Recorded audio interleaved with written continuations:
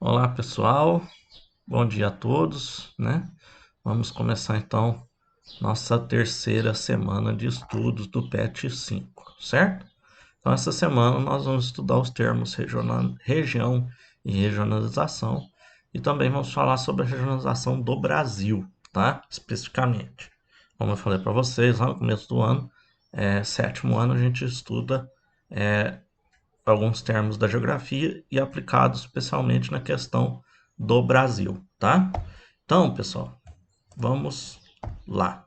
Regionalizar é dividir ou classificar o espaço geográfico a partir de critérios específicos. Então, você pega o espaço, né? O espaço geográfico, como a gente falou já, de forma simplificada, é tudo aquilo que está à nossa volta, né? Todo o ambiente, a junção de lugares e paisagens e tudo que nós temos, né? No nosso planeta. É, então, regionalizar é pegar esse espaço e dividir ele ou classificar ele a partir de algum critério, ou seja, a partir de alguma coisa, clima, vegetação, economia e por aí vai, tá? Assim sendo, eu posso classificar qualquer porção do espaço em várias áreas conforme uma característica que eu tenha escolhido antes. Aí eu quero regionalizar de acordo com as maiores torcidas. É, pegar e separar os estados lá, pegar qual região, por exemplo, estado de Minas, qual região tem mais torcedores do Atlético, do Cruzeiro, do Corinthians, do Palmeiras, do São Paulo. Eu posso fazer essa divisão, eu posso fazer essa classificação, tá? Qual eu posso regionalizar de acordo com quem o tipo de música que é ouvida em cada estado, em cada região? Pode, tá? A regionalização ela pode usar qualquer critério, qualquer característica que você queira utilizar para fazer essa regionalização, essa divisão, certo? E aí nós vamos ter com essa divisão as regiões, que é uma porção superficial designada a partir de uma característica que é marcante ou que é escolhida por aquele que a concebe. Então, quando você classifica, você divide em áreas separadas de acordo com algum critério, você está criando a região. Regionalizar cria a região, tá? Que é uma porção com características específicas. Uma porção do território, do espaço, que tem características específicas que você designou, que você definiu, né? Então nós vamos ter regiões naturais, se você usar um critério natural, né? Regiões econômicas, regiões políticas, entre muitos outros. Dependendo de como você for realizar a regionalização, você vai ter tipos diferentes de região. Um mesmo lugar pode ser tipos diferentes de região, dependendo da forma como você for fazer a regionalização, tá? Então, ó, aqui eu tenho para vocês, ó, o mapa mundi, né, da divisão dos continentes. É uma regionalização. Ele separou as porções de terra do planeta como um todo em continentes, né? Os continentes que a gente já conhece muito bem: América, Ásia, África, Europa, Oceania e a Antártida, né? São os nossos 6 continentes do nosso planeta. Todo mundo no planeta segue essa divisão? Não, tá? Ela vai variar de acordo com o lugar. Essa é a divisão que se segue aqui no Brasil. Lá nos Estados Unidos, por exemplo, eles consideram a América como 2 continentes: a América do Norte e a América do Sul. A América do Norte, Estados Unidos, Canadá, e a América do Sul, tudo que está abaixo do México, tá? Eles não consideram, por exemplo, a América Central como separado da América do restante, né? Aqui a gente considera a América e faz a subdivisão dela em América do Norte, Central e do Sul, só por questões práticas. Lá para eles é só duas, a América do Norte e a América do Sul, tá? Quais que são então os critérios? Tem vários critérios, ou seja, características que são definidas para a gente fazer a regionalização, para dividir o espaço geográfico, né? Então, quais que são? Primeiro, critérios físicos ou critérios naturais, tá? Que são aqueles que levam em consideração elementos físicos comuns relacionados com a natureza. Então, o clima, o relevo, a vegetação, a hidrografia. Você usa um critério natural.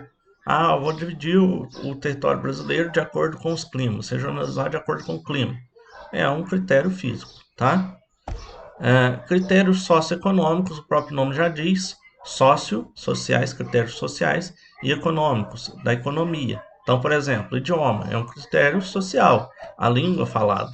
Então, a gente pode dividir, por exemplo, a América em América anglo-saxônica e América Latina. Por que isso? Anglo-saxônica são os países que falam inglês, Estados Unidos e Canadá. Latina, os países que falam línguas latinas, que se originaram do latim. Então, português, espanhol, francês, tá? Distribuição da riqueza é econômico, né? Quanto cada pessoa está recebendo, ganhando. Concentração de renda é econômico, né? Quanto concentração de renda é quando uma parte, aquilo que foi produzido, aquilo que tem de riqueza, está focado em um grupo de pessoas só, está concentrado na mão de um grupo de pessoas, né? Mostra a desigualdade social, né? Muito na mão de poucos. Industrialização econômica também, né? Questão da produção industrial, né? A gente pode fazer essa generalização, a gente vê que no Sudeste ela é muito maior do que nas outras regiões. Áreas de maior ou menor desenvolvimento, aqui entram as duas questões, social e econômico, né? É, áreas mais desenvolvidas têm um índice de vida melhor, enquanto áreas menos desenvolvidas não tem. Violência social, né? Pode-se fazer uma regionalização, áreas mais violentas da cidade e tudo mais, e geração de emprego, tá? Então, sociais e econômicos. Critérios religiosos. Considera as religiões. Você pode fazer uma divisão. Depois nós vamos ver, eu coloquei um mapinha para vocês verem em relação à religião. Depois você faz a regionalização considerando as principais religiões de cada lugar, né? Critérios políticos é quando você tem mesmo uma divisão com relação à política, tá? Na questão do nosso mundo como um todo, ela foi muito comum durante a Guerra Fria, que foi o período ali depois da Segunda Guerra, a partir de 45 até 1991, em que nós tivemos dois sistemas político-econômicos, que vocês vão estudar mais com mais ano que vem, que é o socialismo e o capitalismo. Hoje nós vivemos aqui no Brasil em cima do sistema capitalista, tá? Mas nesse período de Guerra Fria, nós tínhamos os dois, porque os dois tinham muito poder e muita influência no mundo. E eles estavam sempre tentando ganhar mais influência. Então o mundo estava dividido em mundo capitalista e mundo socialista. Então se regionalizava. Nós tínhamos a divisão de três mundos, né? Primeiro mundo, segundo mundo e terceiro mundo. Primeiro mundo eram os países capitalistas desenvolvidos, como os Estados Unidos. Segundo mundo eram os socialistas, como a União Soviética, que hoje é a Rússia. E terceiro mundo, os capitalistas pobres, como o Brasil, subdesenvolvidos, tá? Com o fim da União Soviética e o socialismo perdendo poder, essa divisão acabou ficando para trás, porque muitos dos socialistas, inclusive a Rússia, se tornaram capitalistas. E hoje a quantidade de socialistas são pequenos. É ali a China, a Venezuela, a Coreia do Norte. Então já não tem mais essa divisão mundial. Mas você pode fazer regional ou dentro de um país, tá? E critério geográfico, a localização espacial ou algum aspecto do lugar, né? Então a divisão da América, como eu falei para vocês, é a América do Norte, Central e do Sul, considerando aspectos sociais, aspectos culturais, né? Então se divide ela em três. A própria divisão do continente asiático e europeu em dois, né? Separando os dois, sendo que tudo é uma porção de terra só, né? É o continente euroasiático, mas considerando as questões culturais, religião, línguas e tudo mais, se divide em dois, Europa e Ásia, tá? Certo? Então aqui, ó, esse mapinha nós temos, ó, a regionalização do mundo considerando as religiões, ó lá. A gente vê, por exemplo, o Brasil as religiões indo-europeias, como o cristianismo, né, judaísmo e ameríndias, tá? Aqui no caso das línguas, perdão, gente. As línguas português, né, que é indo-europeias e ameríndias, certo? São só essas línguas que são faladas no Brasil? Não, tá? Mas ele considera elas como as principais. Aqui é das religiões, ó. Nós temos lá o catolicismo, católica e animistas. Ele dividiu o mundo de acordo com as principais religiões de cada região. Quer dizer que, por exemplo, no Brasil ou na América do Sul, o catolicismo e as religiões animistas são as únicas religiões praticadas? Não, né? A gente sabe, por exemplo, no Brasil, além do catolicismo, as outras vertentes do cristianismo são muito fortes, né? Principalmente as igrejas evangélicas neopentecostais e as igrejas protestantes. Mas o catolicismo ainda é a maior, ele pegou a maior de cada região, as maiores. Pode ver que no Brasil mesmo, as animistas só estão no norte, onde nós temos uma população indígena maior. No resto do Brasil, ainda é a católica, certo? Aqui nós temos aquela que eu falei para vocês, da questão política econômica, ó.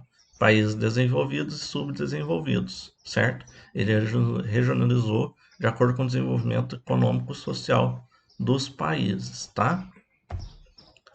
E aí a regionalização do território brasileiro. O Brasil, então, tem um território muito extenso.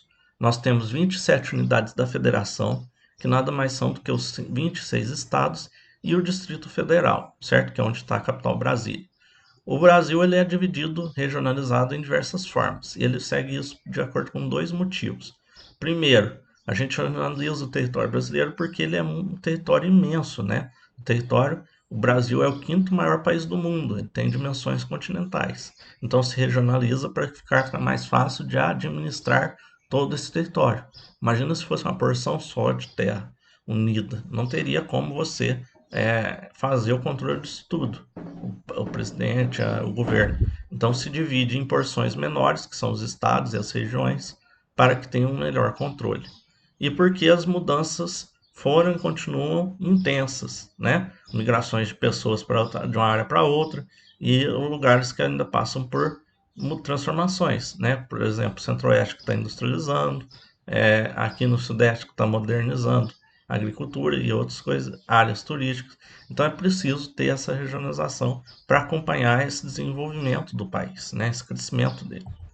Então aqui nós temos a divisão tradicional do Brasil, a regionalização em a divisão regional, né, em 5 regiões, né? Norte, Nordeste, Centro-Oeste, Sudeste e Sul, tá? Ela foi criada pelo IBGE e é a nossa divisão oficial, criada lá na década de 60, certo?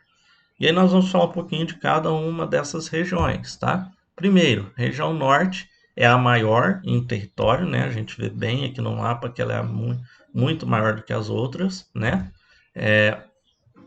Formada por 7 estados. Também tem uma população muito grande, mas como a maior parte do território da região norte pega as florestas amazônicas, aqui no Amazonas, Acre, Rondônia, Roraima e Pará, a maior parte do território dessa região é inabitado ou pouco habitado por alguns povos indígenas e ribeirinhos. Então, a densidade demográfica é muito baixa. O que é a densidade demográfica? Nós já falamos sobre isso. É a quantidade de pessoas que vivem por quilômetro quadrado, tá? Clima equatorial, né? Ela cortada, é a região por onde passa a linha do Equador, né? Sendo que até alguma parte desses estados do norte aqui, como Roraima e Amapá, estão acima da linha do Equador, né? Mas também clima tropical, então climas muito quentes e com muita chuva. Também nós temos ali a maior bacia hidrográfica do mundo, que é a bacia do Rio Amazonas, tá? Hoje é definido como a maior do mundo, tá? E o pico mais alto do Brasil, que é o Pico da Neblina, tá? Lá no Monte Roraima, naquela região de Roraima lá. No que tange a vegetação, nós temos a floresta amazônica, a maior biodiversidade do mundo, né? Sendo muito devastada, mas ainda maior. E indústria, extrativismo mineral e vegetal, que é retirado da natureza, né? Então, por exemplo, o açaí, né? O agropecuário, criação de gado, de plantação e o turismo, certo? Região Nordeste é a terceira maior, 9 estados, né? É a segunda região com maior número de habitantes, só perde para o Sudeste, né, que é a mais habitada, 56 milhões de habitantes e a densidade de 36 habitantes por quilômetro quadrado. E é a região com menores indicadores sociais. Então, é a região mais pobre, podemos dizer assim, e com os piores indicadores sociais, maior mortalidade infantil, menor expectativa de vida, né, menor renda, certo? e entre outros indicadores sociais que nós temos, IDH também muito baixo, tudo mais. Nós temos os climas semiárido, que é bem seco, né? Só uma estação de chuva bem curta. Equatorial úmido, né? Principalmente nessa porção mais norte aqui do Maranhão e tudo mais. Litorâneo úmido no litoral e tropical. Vegetação caatinga, que é aquela vegetação adaptada à seca, né? Na região do semiárido, né? A falta de água. Mata Atlântica, cerrado e alguns outros tipos de vegetação. E o turismo é o principal impulsionador da economia hoje, tá? Apesar que a indústria está ganhando força também no Nordeste. Centro-Oeste, segunda maior região do país em território, tá? Então, depois do Norte, né? Três estados apenas, né? A gente tem ali, ó, são só três estados. É a segunda maior, mas só tem três: Mato Grosso, Goiás e Mato Grosso do Sul. E é também uma densidade demográfica muito baixa, porque ela foi ocupada muito recentemente, tá? Há pouco tempo, a partir ali da década de 60, quando se teve, 50, 60, quando se teve o impulso por parte do governo para ocupar essa região, que por muito tempo ficou inabitada, e até hoje é pouco habitada, e também por causa isso também acontece porque boa parte do território é utilizado para a produção agropecuária, agrícola principalmente, né? Então tem muitas extensões de terra cobertas de floresta, de fazendas, né? De produção principalmente de soja ou de gado, né? Criação de gado. Clima tropical, né? Bem típico, né? Marcado das estações, inverno seco e verão chuvoso, tá? E tem a presença do cerrado, do Pantanal, que nós estamos vendo ultimamente está sofrendo muito com queimadas, e a Amazônia, ali no norte do Mato Grosso. Tá? E o turismo também ainda já está ganhando bastante força lá, principalmente em áreas preservadas, como por exemplo em Bonito, né? Que é um lugar que é uma cidade que realmente merece esse nome, porque tem uma natureza muito bonita, né? Bem preservada, mas a atividade principalmente agropecuária e o extrativismo, tá? Sudeste, que é a região que nós vivemos, onde está Minas Gerais, é segunda menor, só é maior do que o Sul, né? E quatro estados: Minas Gerais, São Paulo, Rio de Janeiro, Espírito Santo. É a maior populosa, mais de 85 milhões de habitantes, principalmente a cidade de São Paulo, né? A grande São Paulo. 44% da população do Brasil está na região Sudeste e é a que tem a maior atração de imigrantes e a maior densidade demográfica, novamente, principalmente nas grandes cidades como São Paulo e Rio de Janeiro. Clima tropical atlântico e tropical de altitude, além de subtropical e semiárido em algumas partes, né? Aqui nós estamos no tropical de altitude. E o relevo, serras, planaltos e planícies costeiras, tá? Ou seja, um relevo bem acidentado. A gente vê aqui na nossa cidade de Guaxupé muito morro, muitas áreas elevadas, muitos vales e morros que tem, né? E no estado de São Paulo a gente vê muita planície também, né? Áreas de depressão e, é claro, na costa, né? Na planícies costeiras, né?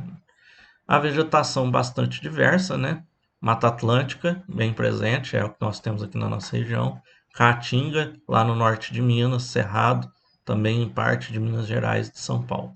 Região mais desenvolvida do país, mais da metade do PIB, ou seja, de tudo que é produzido no Brasil, sai aqui do Sudeste, né? E é com maior destaque, então, industrial, comercial e financeiro. É onde está o centro da nossa economia, né? Do Brasil, do país. E também, mas isso também leva a problemas, porque como ela atrai muita gente, muitos acabam não conseguindo emprego ou moradias. Isso leva à favelização e à superpopulação, tá? Ou seja, muitas pessoas em excesso, né? Pessoas em excesso vivendo na cidade, e como não tem lugar para viver, acabam indo para as favelas, morando em barracos, sem condição de vida adequada, né?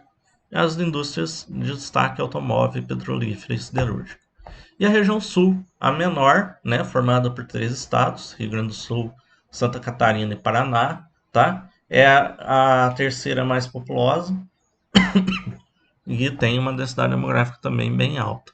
E é a que tem os melhores indicadores sociais de saúde e educação, ou seja, onde as pessoas mais estudam, têm melhor formação educacional, acesso à educação, né? E têm melhores condições de saúde e tudo mais. Não é à toa que é nessa região que nós temos as melhores cidades para se viver, como é o caso de Curitiba, lá no Paraná. Está abaixo da zona tropical, então o clima predominante é o subtropical ou temperado, tá? Então, com estações bem definidas, inverno frio, verão quente, né? Inclusive, muita gente vai para o sul na época do inverno, em cidades que nevam, como São Joaquim, lá no Rio Grande do Sul e tudo mais. É a segunda em termos de riqueza, né? Só perde na produção do PIB para o Sudeste, muito industrializada, mas ainda assim possui uma bastante produção extrativista, né? Agricultura e pecuária. Aí nós temos uma outra divisão, uma outra regionalização do Brasil, pessoal. Além dessa que é oficial do IBGE, nós temos a da divisão de regiões geoeconômicas, que ela foi criada por esse geógrafo, né, Pedro Pinchas, e ele divide o Brasil em três complexos regionais ou regiões geoeconômicas, tá? Ou seja, ele considera muito a questão econômica, tá? Ele dá prioridade para a economia e a produção, certo? E aí ele divide em três: Amazônia, Nordeste e Centro-Sul. E aí ela não segue a linha das fronteiras dos estados, tá?